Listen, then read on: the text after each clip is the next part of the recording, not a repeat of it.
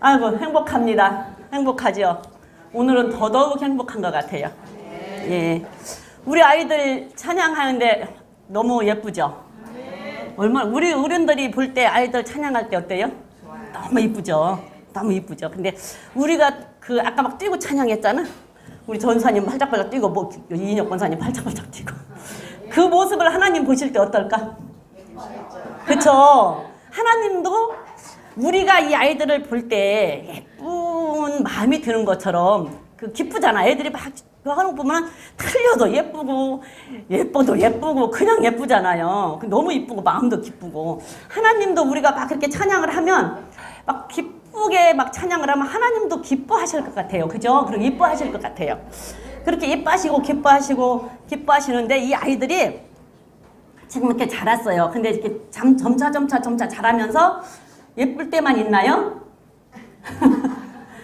이래저래 말썽도 부리죠. 말썽도 부리면서 자라서 근데 그 뒷바라지를 부모들이 해가지고 아이들이 대학을 나오고 사회에 나와서 성인이 돼서 돈을 벌면 그때는 이제 좀 그 아이들이 거꾸로 어떻게 해야 돼요? 부모한테 효도도 좀 해야죠.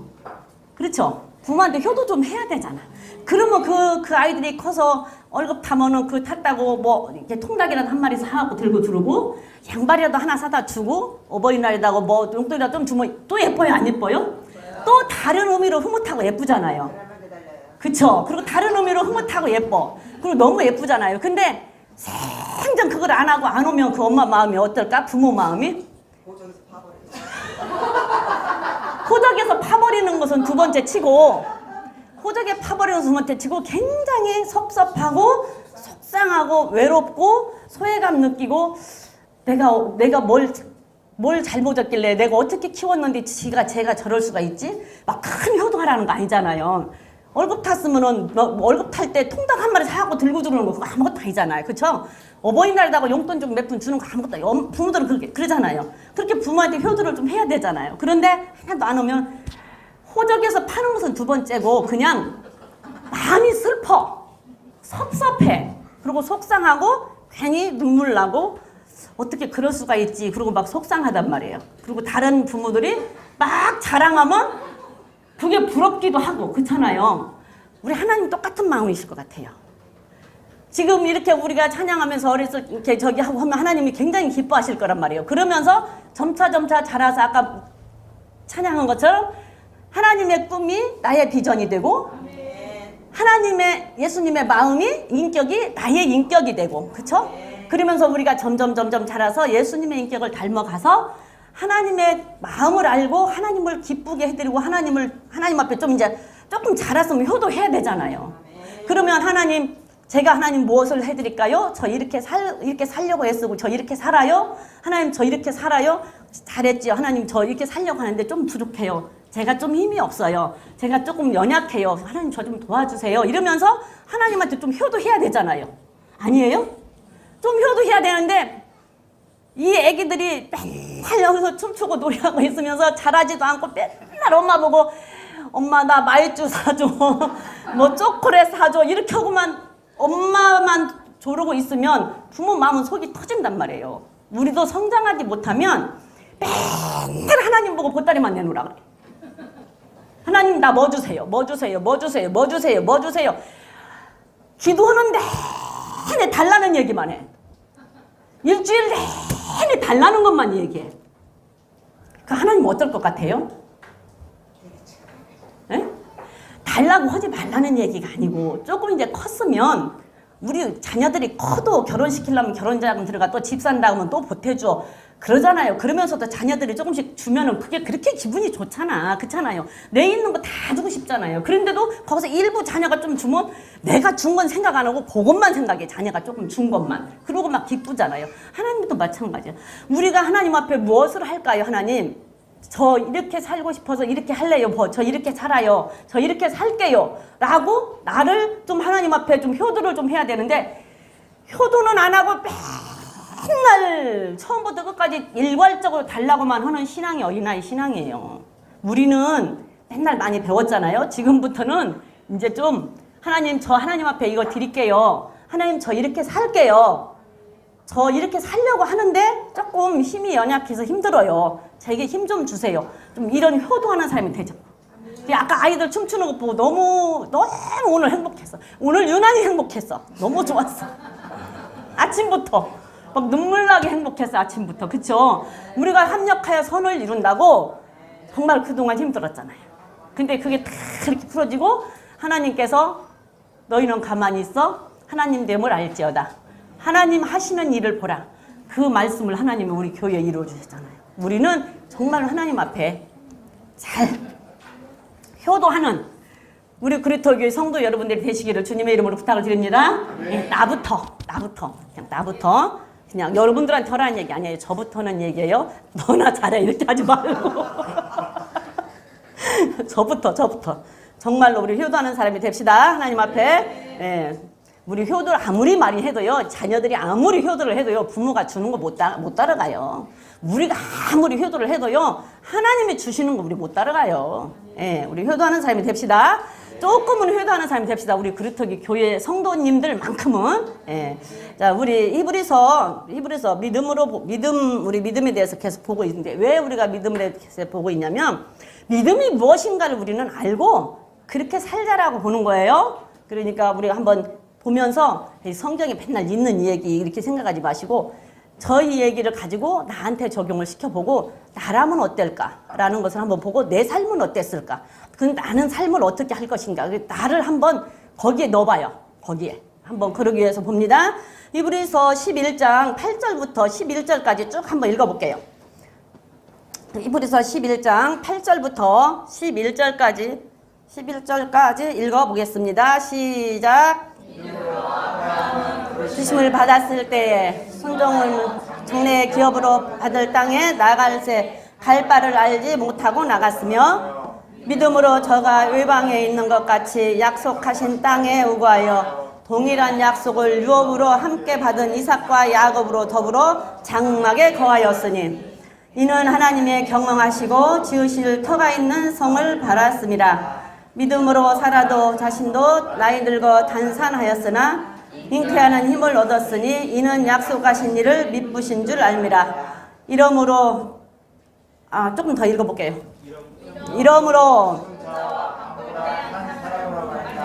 하늘의 허다한 별과 또 해변의 무수한 모래와 같이 많이 생육하였느니라. 네.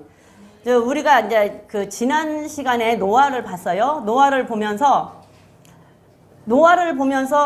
제가 그런 생각을 저도 못했지만 그런 얘기를 했잖아요. 노아를 보면서 그냥 지금까지 그냥 노아라고 하는 사람은 성경에 있는 어떤 사람, 그냥 성경에 있는 어떤 성인, 성경에 있는 어떤 그 성경에 기록된 그 하나님을 잘 믿는 사람, 이렇게 성경에 있는 사람으로만 저도 알았다 그 말이에요.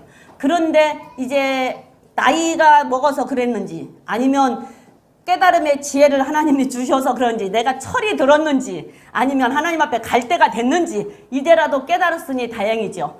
근데 그 노아를 보면서 노아도 나하고 똑같은 사람이라는 것이 느껴졌고 똑같은 사람인데 그 삶 동안에 100년이라는 세월을 방주를 만들 때 그 안에 어떤 일은 없었겠는가? 100년이라는 그 세월을 그 안에 어떤 일은 없었겠는가?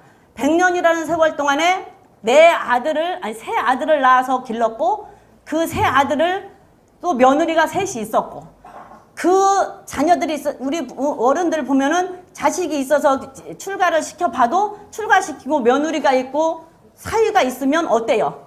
그 내 자식만 데리고 키울 때보다 며느리가 들어오고 사위가 들어오면 또 다른 문제들이 생기잖아요. 근데 노아도 역시 똑같이 세 아들을 길렀는데 엄마가 아들 셋을 키울 때는 목소리가 안 커질 수가 없다고 그러잖아. 아들 셋 얼마나 저기 하면. 그런데 그 세 아들을 키우고 며느리가 있고 그렇게 있으면서 부모가 있고 자녀가 있고 하면서 그 삶도 우리와 똑같은 삶이었다라는 얘기예요. 그러면 순간순간에 넘어지고 자빠질 때가 얼마나 많이 있었으며 속상하고 때려치우고 싶은 생각이 없었겠느냐라는 얘기예요. 그냥 나를 비추어 봅니까? 나를 생각해 보면 그게 없었겠냐고요. 그냥 똑같은 사람이니까. 그럼에도 불구하고 하나님께서 하라고 했기 때문에 하나님을 섬기는 사람이었기 때문에 또다시 일어나서 그냥 하라고 한 대로 방주를 다 만들어 놓고 나니까 자기가 만든 방주에 자기가 들어가서 자기를 보호했어요. 아니에요? 자기가 만든 방주에 자기가 들어가서 자기를 보호했고 자기의 피난처가 됐어요. 그것도 내 맘대로 못했어요. 내가 하고 싶은 대로 못했어요. 하나님이 이렇게 하라고 전부 다 가르쳐줬어요. 가르쳐준 대로 했어요. 그렇게 해서 방주를 다 만들고 나니까 그 방주에 내가 들어갔다는 얘기예요. 그 방주에 내가 들어가서 내가 보호를 받았고 내가 나의 피난처가 됐다라는 얘기예요. 나의 피난처. 우리는 어떻습니까? 우리 마찬가지예요. 우리 똑같이 너무 힘들고 어렵고 그다음에 지난번에도 제가 얘기했지만 교회 오고 싶지 않을 때도 때로는 있고 때로는 기도하고 싶지 않을 때도 때로는 있어요. 없다고 하면 글쎄요. 우리 교인들은 훌륭하셔서 아주 영성이 강해서 그런 사람이 없을지 모르겠는데 저는 그래요. 저는 그래서 죄인이에요. 그래서 사도 바울이 나는 죄인 중에 괴수라고 하는 말은 사도 바울도 그 생각이 없지는 않았을 거예요. 그 생각이 없었겠어요? 있었을 막 성령이 충만할 때는 뭐 금방 어떻게 할 것 같아. 근데 그 은혜가 시들면 또 땅속으로 간단 말이에요. 근데 그게 없었겠냐고. 그럼에도 불구하고 또다시 일어나서 했다라는 얘기예요. 우리도 마찬가지잖아요. 그럼에도 불구하고 해야 돼요. 그럼에도 불구하고 해야 된다니까. 하기 싫어도 해야 되고 넘어졌어도 다시 일어나서 해야 된다니까. 넘어졌어도 일어나서 해야 돼요. 어린아이일 때는 넘어지면 부모가 일어나켜 주잖아요. 그냥 앉아서 울고 있으면 부모가 일어나켜 줘요. 일어나서 털털 털어주고 달래서 다시 또 살아가게 만들어요. 근데 대학교 가고 성인이 되는데도 넘어졌다고 앉아서 울고만 있으면 어떻게 하겠어요? 성인이 됐으면 이제 자기가 일어날 줄 알아야 되잖아. 성인이 됐으면 자기가 일어나야 돼. 초등학교만 들어가도 자기가 일어나야 된다니까요. 넘어졌으면. 그러니까 점차 우리의 믿음도 점차 갈수록 어린이 때는 그냥 이래저래 뭐 풍파도 있고 그러면 그냥 교회 나오기 싫다고 안 나오기도 하고 뭣도 하고 하지만 내 믿음이 조금 성장을 하면 내가 스스로 일어나서 나오기 싫어서 물론 나오기는 싫고 마음은 불편해도 또 일어나서 나와야 되고 하기 싫고 막 짜증나서 안 하고 싶어도 또 일어나서 내 스스로 일어나야 해야 된다니까. 그러면서 자라는 거라니까. 그러면서 자라서 어른이 돼서 자녀를 낳으니까 이제 어떻게 해요? 내가 또 그놈을 일으켜 주잖아요. 우리도 내가 그렇게 해서 어른이 돼서 장성이 돼서 그 다음에 내가 스스로 일어난 다음에는 다른 사람도 일으켜 세울 줄 알아야 된단 말이에요. 그렇게 장성을 해야 된단 말이에요. 그러면서 방주를 짓는 거예요. 그게 방주 짓는 거예요. 그래서 하나님이 그렇게 하라고 하니까 그렇게 방주 짓는 거예요. 그렇게 하고 방주가 완성이 되면 어떻게 돼요? 방주가 완성이 되면 내가 그 방주 안에 들어가고 내가 보호를 받고 내가 피난처가 거기가 되는 거예요. 그래서 세상은 다 멸망하고 다 망하고 그 비가 오고 풍파가 나는데 나는 어때요? 나는 안전한 거예요. 나는 안전한 거예요. 그래서 내 방주 내가 지어야 된다고. 그럼에도 불구하고 지어야 된다고요. 하기 싫어도 해야 된단 말이에요. 우리가 해야 돼요. 정말로 해야 돼. 앉으면 안 돼. 그런 것처럼 오늘 이 시간에도 또다시 제가 아브라함에 대해서 보면서 또 그게 느껴지는 거야. 아브라함 맨날 옛날에 이삭 바쳤다. 갈대아 우르를 떠났다. 맨 이것만 알았잖아요. 우리 맨 그것만 들었어요. 갈대아 우르를 떠났다. 갈대아 우르를 떠날 때 하나님이 가라고 하니까 어디로 가는지도 모르고 그냥 나갔다. 그 순종했다. 그래서 복 받았다. 그냥 100살 먹어서 이삭을 낳았다. 100살 먹어서 이삭을 낳고 났는데 하나님이 이삭을 바치라고 하니까 이삭을 죽여서 바치려고 했다. 그래서 그 순종을 해서 복을 받았다. 맨날 그 소리만 들었단 말이에요. 그러니까 그것도 역시 그냥 성경에 쓰여있는 어떤 한 사람, 나하고는 다른 사람. 나는 그 정도가 아니고 그 사람은 정말 믿음이 좋은 사람이든 아니면 하나님이 정말로 뭐 택해서 그 사람한테 어떻게 뭐 힘을 주었든 어찌됐든 그 사람은 성경에 써있는 사람 이렇게만 알았어요. 정말로 저도 그랬는데 다시 느껴지는 게 아브라함의 생활이 느껴져. 노아의 생활이 느껴진 것처럼 아브라함의 생활이 느껴져요. 그 아브라함의 삶이 그냥 내 삶으로 내 피부로 내가 느껴져. 내 삶으로. 여러분들이 아브라함에 대해서 이제 볼 건데 아브라함에 대해서 쭉 보면서 그냥 아브라함 성경에 기록되어 있는 아브라함 믿음의 조상 이것만 보지 말고 아브라함 속에 나를 넣어봐요. 아브라함 속에 나를 넣어봐. 그러면 나는 어떻게 될 건가? 내가 피부로 내가 느껴진다니까. 이 살갗으로 이렇게 생시처럼 느껴져요. 그게 느껴지니까 이슬리 버지지 않고 그래서 야 이거 뮤지컬 하나 만들어보면 참 좋겠다. 이걸로 드라마를 하나 만들면은 좀 대박 나지 않을까? 저 혼자 이걸 보면 설교 준비하고 이걸 보면서 야, 이거 뮤지컬 하나 만들면 참 좋겠는데 아니면 이걸로 드라마 하나 만들면 좋겠다. 그러면 맨 이 드라마만 보겠는데 이 생각이 들을 정도로 이게 내가 삶으로 내 피부로 느껴지는 거예요. 아브라함도 똑같이 우리하고 똑같은 사람이었어요. 똑같은 사람. 아브라함이 갈 바를 알지 못하고 어디로 가는지도 몰라고 그냥 나가라고 할 때 나갔대요. 근데 우리가 이제 창세기를 한번 볼 거예요. 쭉 아브라함에 대해서 쭉 창세기를 아브라함의 일생일대기를 보면서 그 아브라함 속에 그 순간에 내가 있다고 생각을 하고 내가 그 자리에 들어가 보자는 얘기예요. 내가 그 자리에 있다고 생각을 하고 아브라함은 그렇게 해서 나오는데 그 아브라함에 대해서 우리가 공부를 하면서 다시 한번 다 알아요. 우리 교인들은 아브라함에 대해서 모르는 사람 없죠? 다 알죠. 알아요. 저도 알아요. 아브라함에 대해서. 모르는 사람 없어. 아브라함 예수 믿고 교회 한 달만 나오면 아브라함에 대해서 모르는 사람 없어. 한 달만 나오면 노아에 대해서 모르는 사람 없어. 한 달만 나오면 모세에 대해서 모르는 사람 없어요. 그 정도로 성경에서 유명한 사람들이고 다 알아요. 그런데 그 아브라함을 나는 그 속에 내가 들어가서 내가 아브라함의 그 삶 속에 한번 들어가 보자라는 얘기예요. 그러면서 나를 거기에 한번 적용을 시켜보자라는 얘기예요. 창세기 12장 한번 보겠습니다. 창세기 12장 1절부터 3절 한번 읽어볼게요. 아브라함이 갈대아 우르를 떠나라고 하나님께서 말씀하신 그 말씀 그대로 시작. 여호와께서 아브라함에게 이르시되 너는 너의 본토 친척 아버지의 집을 떠나 내가 내게 지시할 땅으로 가라. 내가 너로 큰 민족을 이루고 내가 복을 주어 네 이름을 창대하게 하리니 너는 복의 근원이 될지라. 너를 축복하는 자에게는 내가 복을 내리고 너를 저주하는 자에게는 내가 저주하리니 땅의 모든 족속이 너를 인하여 복을 받을 것임이라.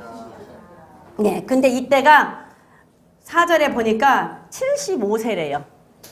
이때가 75세. 그러면 아브라함의 아버지 누군지 다 아시죠? 알죠? 누구예요? 네. 테라는 뭐 하는 사람이에요? 그쵸. 우상을 만들어서 우상을 섬기던 아버지예요. 우상을 만들어서 그러면 75세까지 그 갈대아 우르에서 아버지랑 살았어요. 그러면 아브라함은 어떤 사람이었을까요? 예?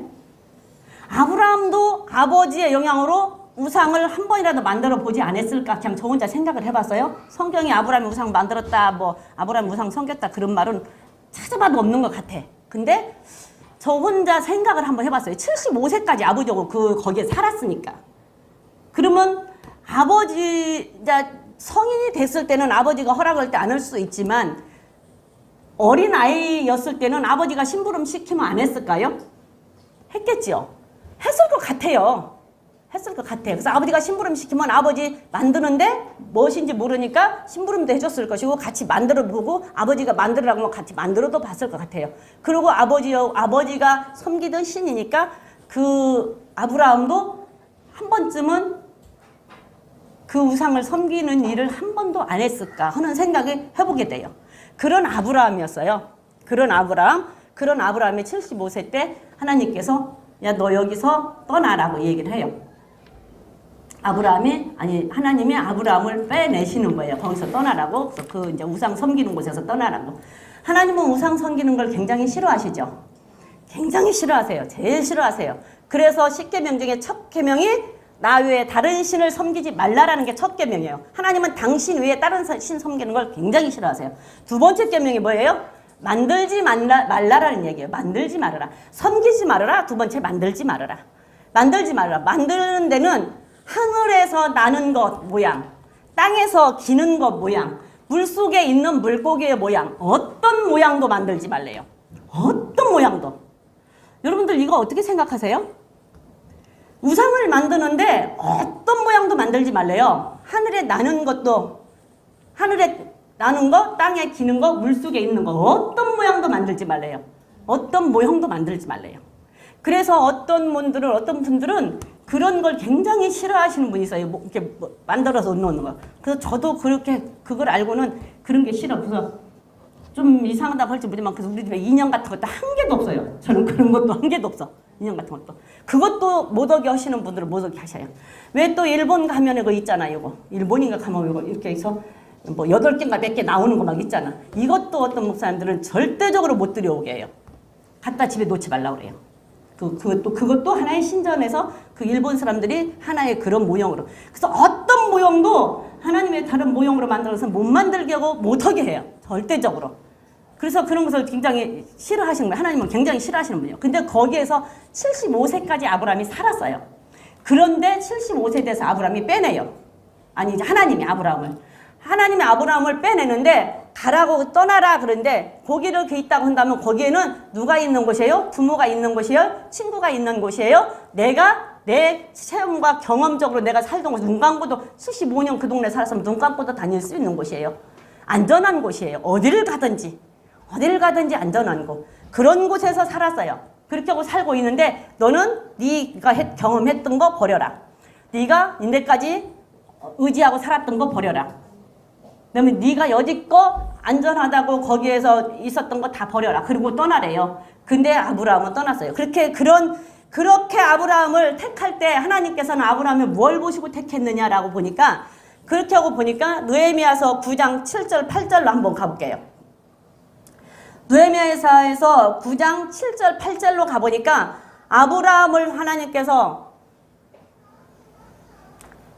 시작 주는 하나님 여호와시라 옛적에 아브라함을 택하시고 갈대아 우르에서 인도하여 내시고 아브라함이라는 이름을 주시고 그 마음이 주 앞에 충성됨을 보시고 더불어 언약을 세우사 가나안 족속, 헷 족속, 아모리 족속, 브리스 족속, 여부스 족속, 기르가스 족속 그 씨에게 주리라 하시더니 그 말씀대로 이루셨사오니 주는 의로우심이라.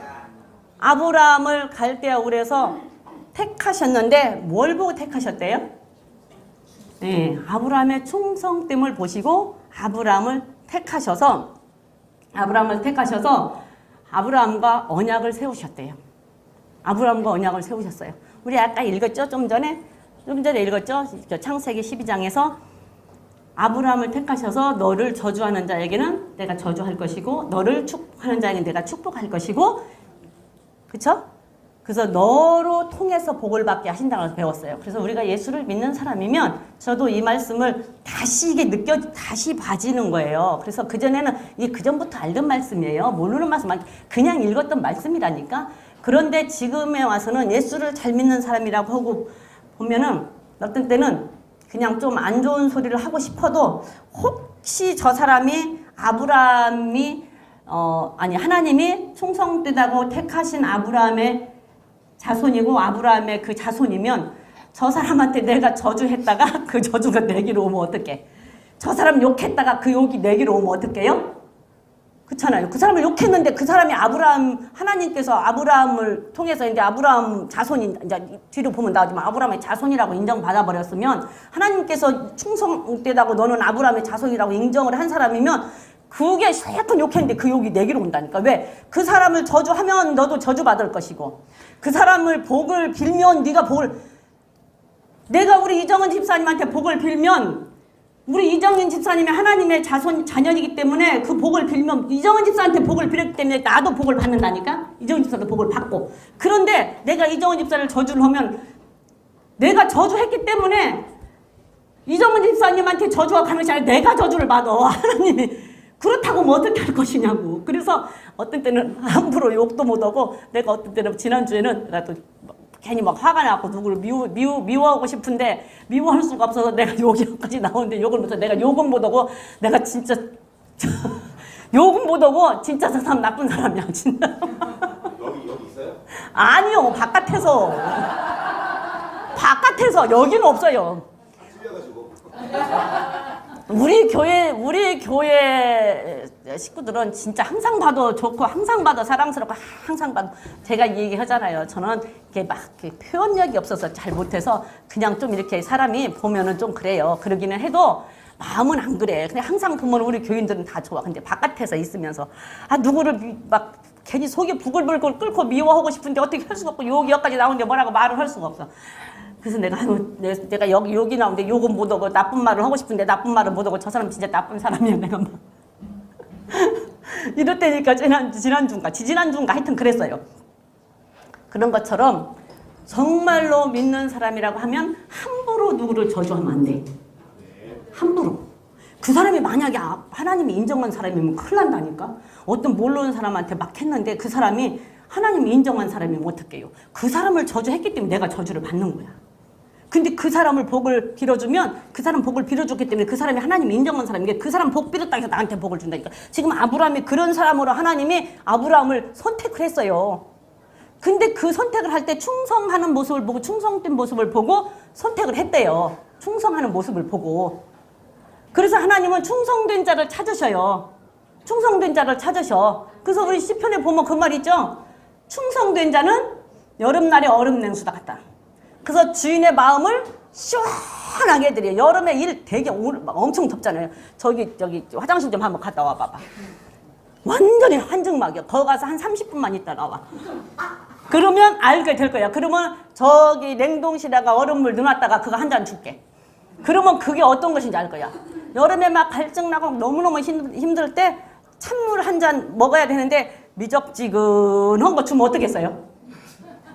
근데 찬물 한 컵 마시면 여기서 쭉 내려가는 느낌이 들잖아. 시원하게. 그렇게 마음이 시원하대요. 그러니까 하나님의 마음을 시원하게 해버리니까 하나님께서 아브라함을 택해서 아브라함한테 다 줘버린 거야. 그때 만약에 우리가 그 자리에 있어서 우리가 아브라함처럼 그렇게 했으면 우리가 그렇게 했을 거 아니에요. 근데 우리는 그때 그 자리에 없었단 말이에요. 근데 지금도 늦지는 않은 것은 우리가 아브라함의 자손이라고 인정을 받으면 아브라함 죽었잖아요. 이삭도 죽었잖아요. 근데 우리한테 그게 내려온다니까. 그래서 우리가 이제 그렇게 되는 거예요. 우리가. 그렇잖아요. 우리가 그렇게 된다니까. 그거 얼마나 좋아. 그래서 충성된 자. 마태복음에도 그랬잖아요. 착하고 충성된 종은 주인의 소유를 다 그 종에게 맡긴다고. 나는 인자사 왜 깨달았을까? 이렇게 보면서 그러고 본 게, 야, 그래, 이 말하고 이렇게 연결되고 이렇게 다 맞는 말인걸. 이거는 이것대로 이러고 저것은 저것대로 이러고 도대체가 머릿속에 들어오지는 않고. 근데, 이거 다 맞잖아요. 그죠? 다 맞죠? 충성된다고 하나님이 택했는데 왜 충성된다고 택했을까? 그게로 하나님의 마음이 시원하니까 아브라함한테 다 줬잖아요. 그쵸? 근데 또 신약에 와서는 착하고 충성된 종에게 주인이 그 주인의 소유를 다 맡겨버린다. 하나님이 아브라함한테 하나님의 소유를 다 맡겨버린 거야. 그래가지고 아브라함을 축복을 하고 그 아브라함의 자손들에게 또 축복이 그대로 내려가는 거예요. 그렇게 하나님께서는 아브라함을 축복하는 자는 축복하고 저주하는 자인데 충성됨을 보시고 아브라함을 선택을 하셨대요. 네. 다윗을 선택을 할 때는 어땠어요? 다윗을 선택할 때는 하나님이 다윗 보고 뭐래요? 그쵸? 마음이 쟤를 만나니까 내 마음에 딱 맞아. 내 마음에 쏙 들어. 그거잖아요. 쟤를 만나니까 내 마음에 쏙 들어. 나하고 마음이 딱 맞아. 이거잖아요. 그게 다윗을 보고 내 마음에 딱 맞다고 얘기할 때 다윗은 뭐 하는 사람이었어요? 양치는 사람이었어요. 그죠? 오전에도 목사님 말씀하셨는데 다윗은 막둥이였잖아요. 그러면 보편적으로 우리가 지금 볼 때 막둥이들을 부모를 더 이뻐해요? 큰 놈을 더 이뻐해요? 예? 내려갈수록 그 애기들, 막내들을 굉장히 부모가 막 애지중지 하잖아요. 예? 부모가 애지중지야. 우리 권사님만 빼고, 권사님은 연구 대상이야. 그래서 권사님만 빼고, 보통적으로 부모들은 이렇게 막둥이들을 굉장히 애지중지 하잖아. 귀하게 그러잖아. 근데 왜 다윗은 막둥인데 형들은 다 집에다 놔두고 다윗 혼자만 그 넓은 광야에다가 양을 치는 데다 다윗 혼자만 놔뒀을까 몰라요. 그 아버지가 나쁜 사람이래요. 아니 그게 좀 궁금하기는 해요. 보통 막둥이는 어리고 어른이 될 때까지도 어려갖고 부모들이 막둥이를 못 잊어서 막 하는데 왜 다윗은 형들은 집에다 놔두고 그 막둥이 혼자를 아버지가 같이 있은 것도 아니고 그 넓은 벌판에 그 혼자만 그 다윗을 놔두었을까? 그런데 보니까 다윗이 하도 양을 안 뺏기고 사자의 입속에서 사자의 입을 찢고 양을 꺼냈다 그러잖아요. 그러면 사자가 왔다라는 얘기잖아요. 그러면 나는 내가 지금 어른이어도 사자 오면 나 무서워서 못 있어요. 도망가지. 근데 그 다윗은 사자가 왔는데도 그 사자하고 대면을 했다라는 얘기거든요. 그러면 사자가 왔다는 얘기잖아요. 그럼 위험하잖아요. 근데 왜 다윗은 혼자 거기다 놔뒀을까? 그게 좀 궁금해. 성경에는 안 써있는데 궁금하긴 한데 어찌됐든 거기에 있는데 그 사자가 왔음에도 도망가지 않고 그 사자의 입에서 한 마리 양도 빼앗기지 않는 그 모습을 하나님께서 보시고 내 마음에 딱 맞다 그랬을 것 같아요. 그래서 다윗에게는 무엇을 맡겨도 저렇게 충성을 하겠구나. 하나도 뺏기지 않고. 그 모습을 보니까 내 마음에 딱 맞다라고 했을 것 같아요. 그죠? 그래서 우리에게 맡겨준 것은요 빼앗기면 안 돼요. 우리에게 맡겨준 것은 빼앗기면 안 돼. 정말 우리에게 맡겨준 것은요 끝까지 지켜내야 돼요. 하나님께서 내게 맡겨주신 사명은 끝까지 지켜내야 돼요. 그 모습을 보시고 하나님께서는 아브라함을 택하셨고 다윗을 택하셨어요. 모세를 택하셨고 충성하는 모습을 보시고 그래서 우리가 주 안에서 교회 안에서 하나님 앞에 하나님 말씀 앞에 충성된 자들이 다 돼야 돼요. 그랬을 때 우리가 또다시 이렇게 아브라함처럼 근데 이때는 성경이 기록 안 될 당시니까 지난번에 얘기했지만 기록 안 될 당시니까 이 사람들은 그걸 알아요 몰라요? 모르죠. 근데 우리는 알지요? 여기다 다 기록을 해가지고 우리한테 가르쳐줘서 충성되면 이렇게 복을 받는다. 이렇게 충성하면 이렇게 복을 받는다 해서 다 가르쳐줬기 때문에 우리는 충성하면 저렇게 복을 받냐면서 우리는 알잖아요. 그러면 해야 되잖아요. 근데 왜 안 할까요? 근데 왜 안 해요? 근데 왜 안 해? 이때는 안 가르쳐줬잖아요.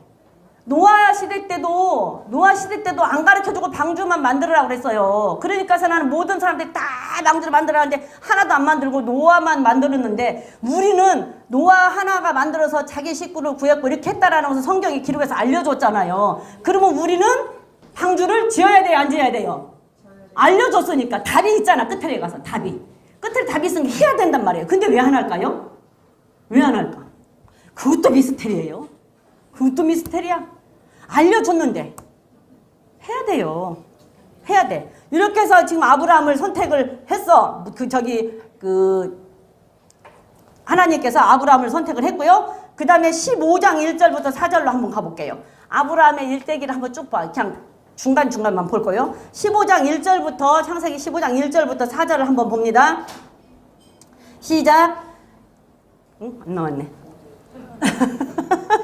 아브라함과 하나님과 약속하시는 장면이에요. 후사를 주기로 하고 하나님과 아브라함과 약속하시는 장면인데요. 자, 한번 읽어볼게요. 이후에 여호와의 말씀이 이상 중에 아브라함에게 임하여 가라사대 아브라함아 두려워 말라. 나는 너의 방패요 너의 지극히 큰 상급이라. 아브라함이 가로되 주 여호와여 무엇을 내게 주시려나니까. 나는 부자하오니 나의 상속자는 이 다메섹 엘리에셀이니이다. 아브라함이 또 가로되 주께서 내게 씨를 아니 주셨으니 내 집에서 길리운 자가 나의 후사가 될 것이니이다. 여호와의 말씀이 그에게 임하여 가라사대 그 사람은 너의 후사가 아니라 내 몸에서 날 자가 내 후사가 되리라. 예. 갈대우를 떠나라 해서 아브라함이 떠나고 그 후에 이제 하나님이 또 아브라함에게 왔어요. 아브라함에게 또 오니까 아브라함이 하는 말이 아브라함께 하나님께 오셔서 너는 두려워하지 말아라. 내가 너의 방패가 되어준다. 내가 너의 큰 상급이다. 그렇게 이제 하나님 말하니까 아브라함이 그러잖아요. 나한테 뭐 주려고 그래요? 이렇게 묻잖아요. 나한테 뭐 주려고 그래요? 그러고 물으면서 나는 아브라함이 잘 살긴 했나 봐요. 그러니까 나 뭐 주려고 그래요? 그러고 나는 상속자가 없으니까 내 집에서 길리는 종한테 내 모든 걸 상속해 주겠다고 얘기했잖아. 하나님의 말이 끝나기도 전에. 내 모든 것을 다 내가 집에서 내가 부리던 종에게 상속을 해주겠다고 얘기를 하잖아요. 그렇게 상속을 해주겠다고 얘기를 하니까 하나님께서 말씀하시기를 아니 그 종이 아니라 내 몸에서 날 자에게 상속을 할 것이다. 이게 자식을 준다는 얘기잖아요. 이제 75세에 갈대물을 넣어서 자식을 준다라고 얘기를 해요. 자식을 준다라고 얘기를 하니까 아브라함이 그걸 못 믿어요. 그러니까 5절부터 다시 읽어볼게요. 5절부터 시작. 그를 이끌고 밖으로 나아가 가라사대 하늘을 우러러 무별 셀 수가 있나 보라. 또 그에게 이르시되 내 자손이 이와 같으리라. 아브라함이 여호와를 믿으니 여호와께서 이를 그로 의로 여기시고 그에게 이르시되 이 땅을 내게 주어 기업을 삼게 하려고 너를 갈대아 우르에서 끌어낸 여호와로다. 그가 가로되 주 여호와여 네가 이 땅으로 업을 삼을 줄을 무엇으로 알리이까. 자 아브라함한테 나 종한테 다 주겠습니다. 내 상속은 그 사람입니다. 아니 네 몸에서 날 자가 네 상속자다라고 얘기를 해요. 그러고선 데리고 와서 이제 별도 보여주고 바다 모래도 보여주면서 네 자손을 이렇게 많게 해줄 거야 라고 이제 너한테 이렇게 해줄 거야 라고 하나님께서 보여주잖아요. 근데 그 말을 아브라함이 믿었어요. 그쵸? 아브라함이 믿기는 믿었는데 하나님 그러면 이렇게 해줄 거라는 것을 내가 뭘로 믿어야 돼요? 그리고 이제 딜을 하는 거예요. 하나님 앞에. 하나님이 얘기한 게 그래요. 알았어요. 저 믿어요. 하나님 하시는 말씀 믿습니다. 믿는데 그걸 뭘로 증명해요? 이거요. 뭘로 증명해요? 그리고 이제 묻는 거예요. 뭘로 증명할 거냐고. 그 하나님 앞에 이제 그 약속을 해달라. 약속의 증표를 해달라는 얘기죠. 그쵸? 그것도 때에 따라서는 필요하기도 할 것 같기는 해요. 하나님 앞에 증평을 해달라고 이제 하니까 그러면서 하는 말이 내가 너를 끌어내는 것은 내가 너한테 이렇게 복을 주기 위해서 내가 갈대에서 너를 끌어냈어 라고 얘기를 하는 거예요. 그러면서 하나님이 9절 보겠습니다. 9절 시작. 여호와께서 그에게 이르시되 나를 위하여 3년 된 암소와 3년 된 암염소와 3년 된 순양과 비둘기와 집비둘기 새끼를 취할지니라. 아브라함이 그 모든 것을 취하여 중간을 쪼개고 그 쪼갠 것을 마주 대하여 놓고 그 손에 솔개가 쪼개지 아니하였으며 솔개가 시체 위에 내릴 때에 아브라함이 쫓았더라. 이렇게 해서 언약을 맺어요. 하나님께서 이렇게 하라 그래요. 그 당시에 중동 지방에서는 짐승을 잡아서 반을 갈라서 언약을 둘이 맺으면서 이렇게 반을 가르는 이유는 너하고 나하고 약속을 하는데 만약에 약속을 어기면 반으로 갈린 것처럼 죽는 거예요. 반으로 갈린 것처럼. 그러니까 하나님 이걸 갖고 지금 약속을 하는 거예요. 분명하게 하나님께서 증표를 보여주고 약속을 아브라함에게 확실하게 약속을 해주셨어요. 약속을 확실하게 해주면서 쭉 밑으로 보면은 훗날에 애굽으로 가서 430년 그 자녀들이 종살이 할 것까지 하나님께서 아브라함에게 다 가르쳐 주셔요. 우리들에게 하나님께서 우리와 하나님께서 약속을 하시면 우리가 하나님 앞에 가까이 가고 하나님만 방패해두면 하나님은 나의 방패지고 우리가 하나님 앞에 나아가서 하나님만 의지하고 하나님 앞에 충성된 자가 되면 하나님께서는 우리의 모든 것을 다 주관하시고 알려주셔요. 가르쳐주시고 우리의 갈 길도 다 인도하셔요. 근데 우리가 못하는 거예요. 못 믿어서. 안 믿어서. 그렇죠? 하나님께서 아브라함에게 분명하게 약속을 해주시는 장면이에요. 분명하게 하나님 언약을 세우고 나는 너한테 분명히 해줄 거야. 근데 그렇게 되지 않을 경우는 이렇게 할 거야 라는 것을 하나님께서 약속으로 증표로 삼아 주셨어요. 자, 그리고 그 다음에 8절, 그 다음에 16장 1절로 가볼게요. 16장 1절 쭉 거기를 보면 나오는데 다 읽어보면 시간이 너무 많이 가니까 16장 1절부터 3절까지 다시 한번 봅니다. 시작. 아브라함의 아내 사레는 생산치 못하였고 그에게 한 여종이 있으니 애굽 사람이요 이름은 하갈이라. 사레가 아브라함에게 이르되 여호와께서 나의 생산을 허락지 아니하셨으니 원컨대 나의 여종과 동침하라. 내가 혹 그로 말미암아 자녀를 얻을까 하노라 하매 아브라함이 사레의 말을 들으니라. 아브라함이 아내 사레가 그 여종 애굽 사람 하갈을 가져 그 남편 아브라함의 첩으로 준 때는 아브라함이 가나안 땅에 거한 지 10년 후였더라. 갈대 우르에서 나와서 한 10년쯤 지난 하나님과 이제 약속을 하고 그 후로 한 10년이 지났대요. 10년이 지났는데 그 하갈을 하고 동침을 안 했으면 지금 어떻게 됐을까요? 근데 남자들은 그 살아보고는 뭐라 할 건 아니잖아. 그쵸? 그 종 준다기도 안 했으면 되잖아. 근데 왜 은근히 마음이 있었으니 했을 거 아니야. 마음이 있었으니까. 그래서 결국은 그 이삭을 네 몸에서 난자를 준다고 했음에도 불구하고 어차피 이스마엘도 아브라함의 씨는 아브라함의 씨죠. 그럼에도 불구하고 그 사라가 아닌 하가를 통하여서 자녀를 보게 되죠. 자녀를 보게 되고 뒤로 쭉 읽어보면 이제 사라에 대한 것도 나오고 이제 사라가 어떻게 해서 또 다시 이제 그런 것이 쭉 나옵니다. 그렇게 쭉 나와서 그렇게 지나가고 자 17장 1절 한번 볼게요. 17장 1절. 아니 17장 1절 17장 1절 16장 마지막 절에 보니까 하갈이 아브라함에게 이스마엘을 낳을 때 아브라함이 86세였대요. 10년쯤 지나서 이제 75세에 나와가지고 86세에 이스마엘을 낳았어요. 이제 그런 경우로. 그 다음에 17장 1절을 보니까 자 시작. 아브라함의 99세 때에 여호와께서 아브라함에게 나타나서 그에게 이르시되 나는 전능한 하나님이라. 너는 내 앞에서 행하여 완전하라. 내가 내 언약을 너와 너 사이에 세워 너로 심히 번성케 하리라 하시니 아브라함이 엎드린데 하나님이 또 저에게 일러 가라사대 내가 너와 내 언약을 세우니 너는 열국의 아비가 될지라. 이제 후로는 내 이름을 아브라함이라 하지 말고 아브라함이라 하리니 이는 내가 너의 열국의 아버지가 되게 하리라. 예. 다시 하나님께서 또다시 아브라함과 또다시 찾아와서 또 이 얘기를 하는 장면입니다.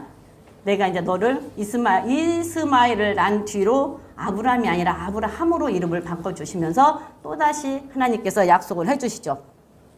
내가 너에게 약속을 해주세요. 15절 보게 15절부터 다시 읽어보겠습니다. 19절까지 시작.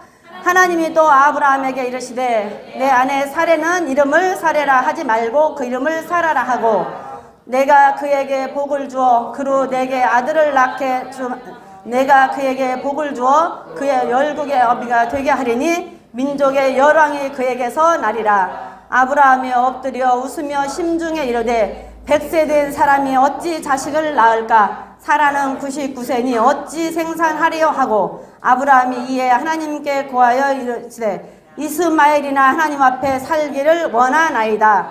하나님이 가라사대 아니라 내 아내 사라가 정녕 내게 아들을 낳으리니 너는 그 이름을 이삭이라 하라. 내가 그와 언약을 세우리니 그의 후손이 영원한 언약이 되리라.